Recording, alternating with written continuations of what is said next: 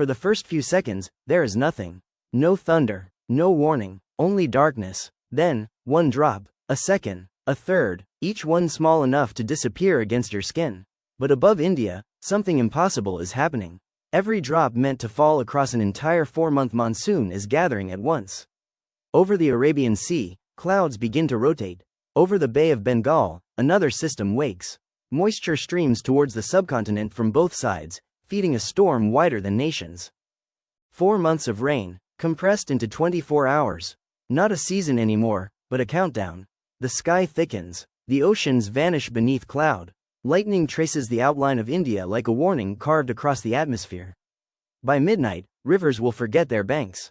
By sunrise, coastlines may no longer look the same. And yet, below those clouds, millions of people are still asleep. They do not know that tomorrow has already changed. Morning arrives in Mumbai wearing sunlight. Local trains race across bridges. Buses pull into crowded stops. Schoolchildren hurry through the streets. Vendors stack vegetables beneath bright market awnings. It feels ordinary. That is what makes it frightening. Far above the city, the first wall of cloud crosses the horizon. People notice it, glance upward, and continue walking. Mumbai has seen dark skies before. It has survived heavy rain before. A few drops strike the road. Then a few more. Umbrellas open. Wipers begin to move. Traffic slows, but nobody turns back. Within minutes, daylight fades. Clouds lower until the towers seem to touch them. Rain hammers roofs, buses and railway platforms with a force that erases every other sound. The roads shine, then disappear. Drains begin overflowing before commuters can reach home. Cars push through water. Buses crawl forward. Trains continue running, because stopping Mumbai seems unthinkable. But this is not normal rain. This is an entire season arriving hour by hour. And the city has just made its first mistake. It waited too long to stop. Shop shutters fall. Parents turn towards home, but the rain is already moving faster than every decision. The water rises fast, first over the tires, then over the doors. Auto rickshaws drift sideways. Motorcycles vanish beneath the surface. People climb onto vehicles and station steps, searching for higher ground. At railway entrances, crowds push upward while floodwater pours down. Stranded trains sit like metal islands. Underpasses become traps. Buses stall in currents strong enough to turn streets into rivers. The city's lifelines fail one by one. Rail lines shut down. Roads lock. Bridges become bottlenecks. Every phone receives the same warning: severe flooding, seek higher ground. But where is higher ground in a city surrounded by sea? Inside apartments, water forces its way beneath doors. Elevators stop. Ground floor homes begin filling room by room. People carry documents, medicines and children upstairs, believing the next floor will be safe. But the rain keeps climbing with them. And every minute, another escape route disappears beneath the current. Families call again and again. Some calls connect, most do not. A person may be only 3 kilometers from home, with no possible route back. At the coastline, waves strike from one direction while rainwater races towards the ocean from the other. The two forces collide inside the streets. Now the flood is no longer following the map. It is redrawing it. From above, Mumbai looks less like a city, and more like scattered lights beneath a black, moving sea. And this is only one city. Across India, the same storm is tightening its grip. Then the systems nobody notices begin to disappear. Electrical substations drown, transformers burst, and entire neighborhoods fall into darkness. Mobile towers flicker, networks overload, messages remain unsent, ATMs go offline just as families need cash. Fuel stations close as water reaches the pumps. Cars run out of petrol inside traffic that can no longer move. And with every failure, panic spreads faster than the flood. Apartment towers lose elevators. Emergency alarms stop working. Security cameras go black. People trapped on upper floors realize that even calling for help may no longer be possible. Hospitals become islands. Emergency rooms fill beneath backup lights. Water enters corridors and basements. Doctors move patients upstairs while generators struggle below. Ambulances cannot reach the injured. Oxygen, medicine and electricity become a race against rising water. In operating rooms, surgeons continue beneath dim emergency lamps, knowing that one power failure could turn every second into a life or death decision. Inside control rooms, every screen turns red. Police, firefighters, disaster response units and the military are deployed, but roads have vanished. Rescue trucks crawl through currents. Helicopters fight wind and lightning. Teams form human chains in chest-deep water. Command centers receive distress calls from hospitals, railway stations, apartment buildings and entire neighborhoods at the same time. There are too many voices, too few boats, and almost no safe roads left. For every rooftop reached, another distress call appears. For every family rescued, hundreds remain trapped in darkness. The storm has not only flooded India's cities. And then, the rivers arrive. In the mountains, reservoirs fill faster than engineers can measure. Dam levels climb towards their limits.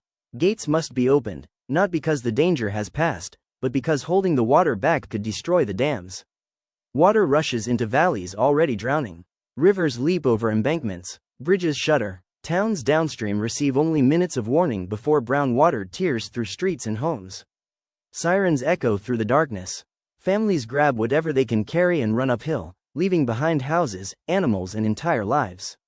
Some never receive the warning at all. But inland flooding is only half the nightmare. Along the western coast, storm surge drives the Arabian Sea towards Mumbai while floodwater races outward from the land. Sea and river meet inside the city. Waves crash across roads, rail lines and historic waterfronts. Neighborhoods become islands. Islands disappear. Ports close. Fishing boats break free from their moorings. Containers and debris are carried through areas that had never before seen seawater. From the air, entire districts are almost impossible to recognize. Only rooftops and towers reveal where the city once stood. Across India, swollen rivers merge with lakes, canals and roads until separate disasters become one enormous flood. Rain attacks from above, rivers attack from inland, the sea pushes from the coast. And as the three forces meet, even the strongest barriers begin to fail. There is nowhere left for the water to go. But in the middle of that darkness, boats appear. Disaster response teams enter streets that no longer have names. Ropes are stretched between buildings. Rescuers climb towards rooftops where families have waited for hours. One by one, people are lowered into boats. Schools, temples and railway halls become shelters. Volunteers form lines through waist-deep water, passing food, medicine and drinking water from hand to hand. Doctors build emergency clinics on crowded floors.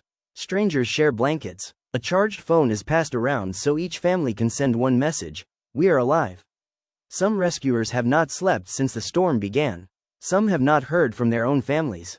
Still, they move towards the next rooftop, the next cry for help, the next light flashing through the rain. Fishermen use small boats to reach flooded streets. Local shopkeepers open their stores and give away food. Neighbors tear down doors to create makeshift rafts. No one asks who is rich. No one asks who is poor. The storm reveals how quickly concrete and technology can fail. But it reveals something else too. When every official system is overwhelmed, survival begins with ordinary people refusing to leave one another behind. There are only those who need help, and those moving towards them. At last, the clouds begin to thin. The rain weakens from a roar to a whisper. Sunlight breaks through for the first time in 24 hours. People cheer. Then they look down. Homes have collapsed. Roads are torn open. Vehicles lie piled against buildings. Neighborhoods are buried beneath mud and debris. In the countryside, crops meant to drink slowly through a season have been flattened in one day. Fields become lakes. Stored grain is ruined. Families return carrying whatever they saved. Rescue workers search wreckage. Community kitchens feed lines through broken streets. But beneath the silence, drinking water pipes are contaminated. Sewage mixes with floodwater. Dead animals and spoiled food create the threat of disease. Hospitals that survived the storm now prepare for infections, injuries and shortages. The rain lasted one day. The consequences will last for years. Businesses are destroyed. Schools remain closed. Thousands of families have nowhere to return. And one terrible truth becomes clear. The monsoon delivered all the water India needed, so quickly that almost none of it could be used. The water that should have sustained life for months has instead washed away in hours. So, could this actually happen? Not exactly. A monsoon is not a giant reservoir above India. It is an atmospheric engine. Oceans release moisture. Winds carry it inland. Rain falls, more moisture arrives, and the cycle repeats across months. The atmosphere cannot store an entire season's rainfall and release it at once. But it hides a real warning. So the final question is not whether the rain will come. It is whether we will be ready when it falls faster than our cities can survive. Like, share and subscribe to my channel to help me grow. Thank you for your support. See you in the next video. ಓಹೋ ಹೆಂಗಂತ ನೋಡೋ